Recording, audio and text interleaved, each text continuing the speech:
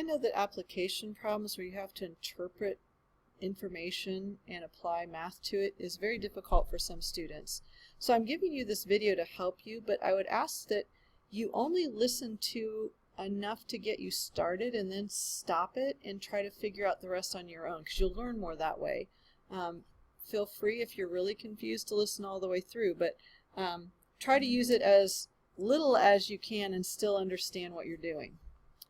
Okay, so here's the first problem. A Ferris wheel has a radius of 10 meters from center out to here, okay, and the bottom of the wheel passes 1 meter above the ground. The Ferris wheel makes one complete revolution every 20 seconds. So I don't know which direction it's going. Let's say it's going this way.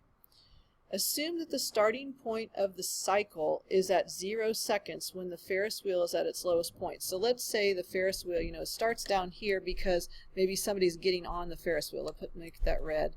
And then it goes all the way around in 20 seconds. Okay? So that's kind of what we're saying here.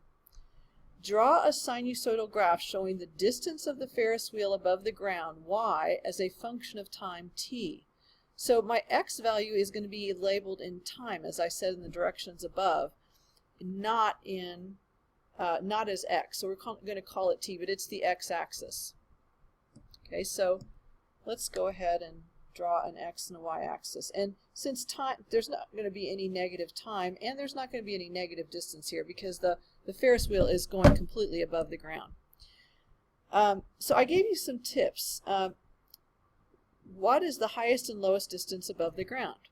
Okay, well, the lowest the Ferris wheel can go is 1 meter above the ground, and it has a radius of 10, which means it has a diameter of 20.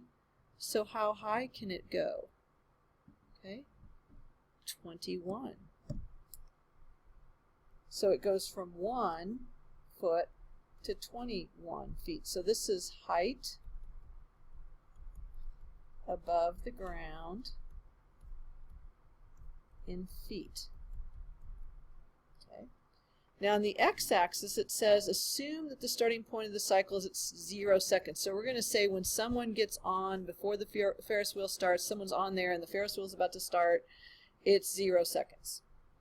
So we're starting at 0 seconds. It says it makes one complete revolution every 20 seconds. So it's starting at a low point and it's going to go back around to another low point in 20 seconds. So the period is 20 seconds. And one of the reasons it's called the period is because it often represents time. So this is the time in seconds. So it says that we start at a low point. So at 0 seconds, it's 1 foot above the ground. And at 20 seconds, it's also going to be 1 foot above the ground. When when it's halfway around, it's going to be straight up. So at 10 seconds, it's going to be at the high point at 21 seconds, or at 21 feet above the ground. Now, since this is described by a sinusoidal function, because anything that goes in a circle is described by a sinusoidal function, we can think about our sinusoidal axis. Well, from 1 to 21 is 20 units, so halfway would be 10 units above 1 and 10 units below 21. So our halfway point is 11.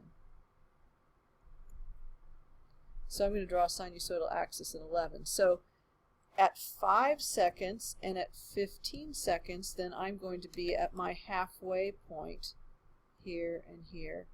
So it's going to go like this. Now, if you've ever been on a Ferris wheel, you might remember that it seems like sometimes it's going slower and sometimes it's going faster. Well, you are exactly right. When you get to the top, it slows down. It goes its very fastest when you're about halfway down the side.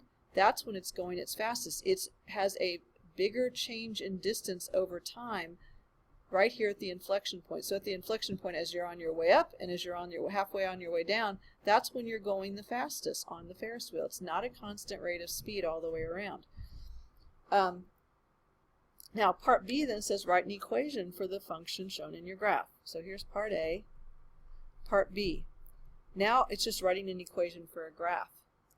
So notice I have an upside down cosine cycle, or I could write it with starting at the high point and have a right side up cosine cycle.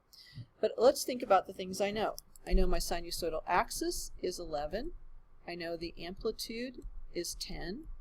Notice that is the radius of the wheel. I know it starts at x equals 0 and it ends at x equals 20. Therefore, my period is 20 seconds. So b is going to be 2 pi divided by 20, or pi over 10. Now the only thing I have to decide is my starting point, where I'm going to start it. So let's say I start it at the low point at 0. So if I let the starting be 0, then it's going to be a negative cosine because it starts low and then it comes down to low. Okay, so I'll show you another way too if you decide to use a positive cosine. So we're going to say f of t, because it's a function of time. So I should say that it starts at t equals 0. This is time in seconds. This is my t, and then this would be f of t up here on the y-axis. So f of t, so I'm going to change this to time. Now if you put it as x, it's not wrong. I won't count it wrong or anything, but it is really technically time that I wanted you to use a function of time t. So we're going to say negative cosine of pi over 10 times x.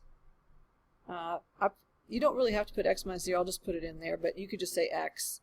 And then the sinusoidal axis is plus 11. Now, if I decided to start at the high point at 10, then I would make it a positive cosine. So actually I don't need to have the positive sign. Or I could say oops, I did this wrong again. This is supposed to be time. So this is not supposed to be x, that's supposed to be t. There we go. So f of t is equal to cosine of pi over 10 times t minus 10 plus 11. So you could do it that way too. Either way is fine. I would suggest using a cosine graph because we are talking about kind of the high point and the low point. However, if you use sine, you could have started a sine cycle here at t minus 5, and that would have also been correct.